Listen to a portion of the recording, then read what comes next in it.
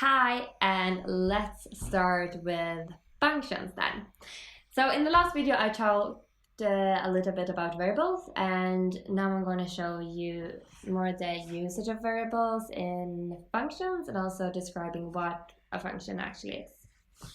Okay, so a function is kind of just a block of code that you can start by just running it. And you can run that piece of code many times with different input variables, or you can just run it once. It usually starts with a name of the function and then something that's called an input. So you can like put in numbers there, or you can put in maybe strings like names and stuff. Then it does some kind of operation where you also can add new stuff, so you can add new values to it. And then you have a return statement that gives you an output. So it's basically like in math, you know, f of x, and then you put in the x in some other calculation, and then you get some kind of end result based on the input value that you have. And maybe I should just do a quick show on that. You can both do your own functions, but you can also use Python's built-in functions. And one that you're probably going to use like a million of times is Python's own print function. And you call a function by first writing the name, then you do a parenthesis and add the input value. Then you close the parenthesis and just hit enter. So the function is called print.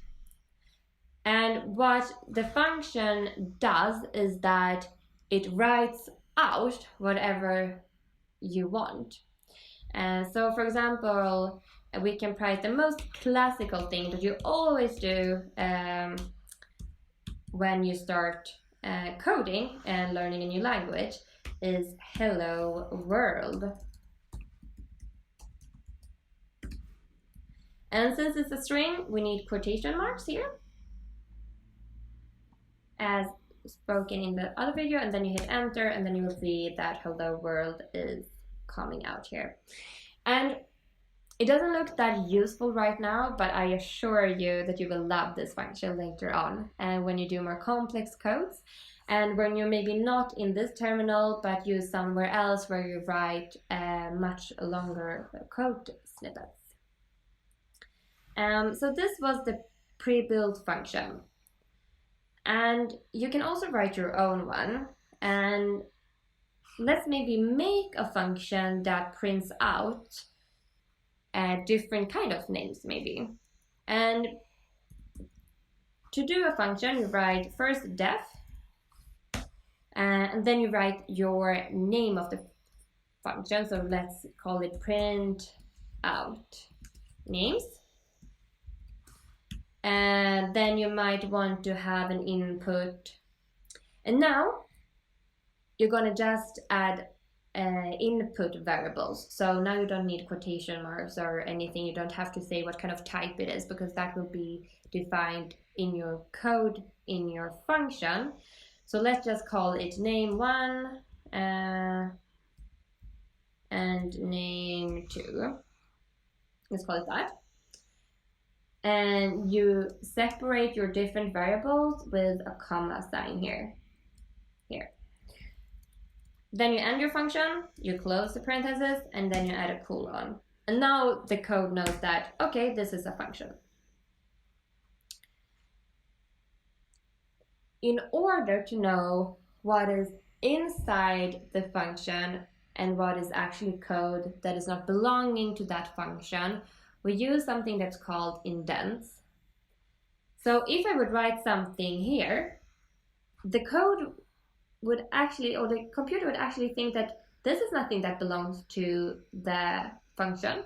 So if I hit enter now, I'm going to get an indentation error here. Expected an indent block. So if I write it again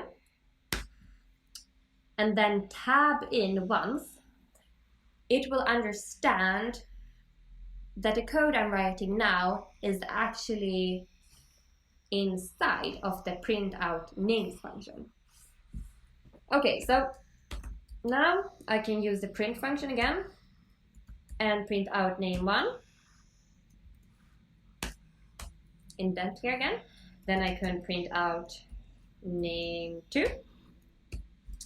And then I feel that this function has done its work and I return it, and I am now pressing enter twice and I'm out.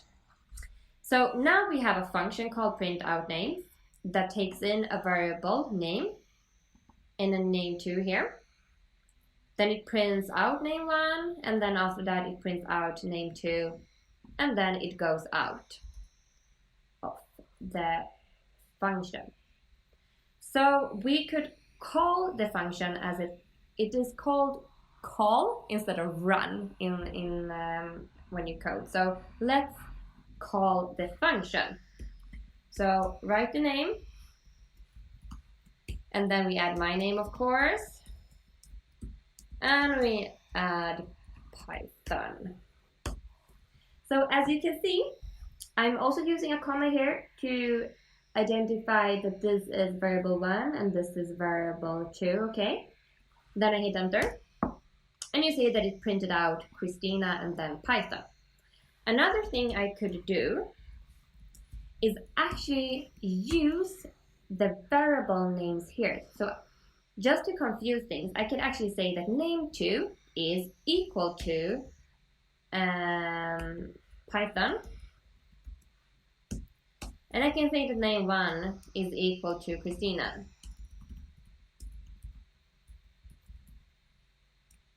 So even though I wrote Python first and Christina second, and name1 is first and name2 is second, it will actually change the direction because I actually said that name1 should be this, and I actually said that name2 should be that.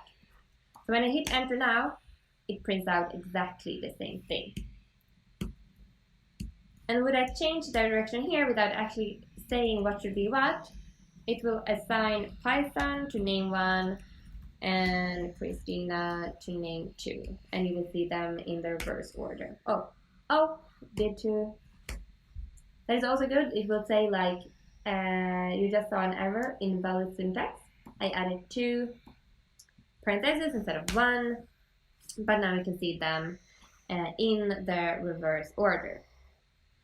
And you can of course add any name you want. You can add banana here and maybe like apple here, and it will print them out.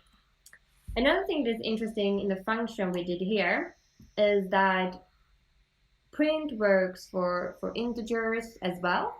So this function doesn't actually care about what type you're using in it. So we could actually make it print out numbers as well. 22 and maybe 1.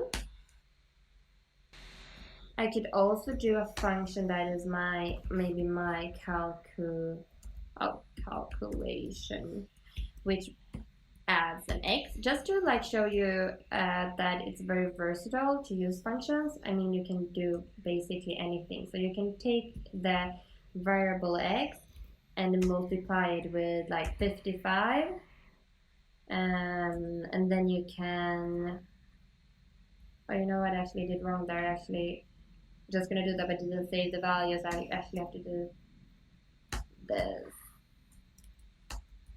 Yeah. And then I'm actually gonna use the return statement and return the values. I'm not gonna print it out right now. I'm just gonna return it. Okay, I feel that I'm done, and now I'm gonna call it using the name, adding a random variable, let's say 1.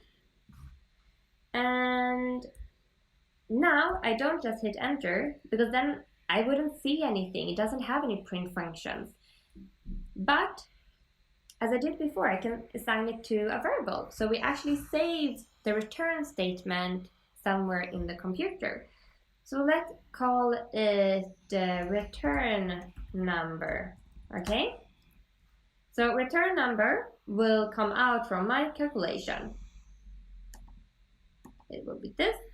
X is now 1, so we expect return number to be 55. So let's print out return number to see what it is. And it is 55. And now, what will happen if we write, let's print actually. I wanted to call the function and add Christina instead. What will happen now? You see? Isn't this a bit fascinating?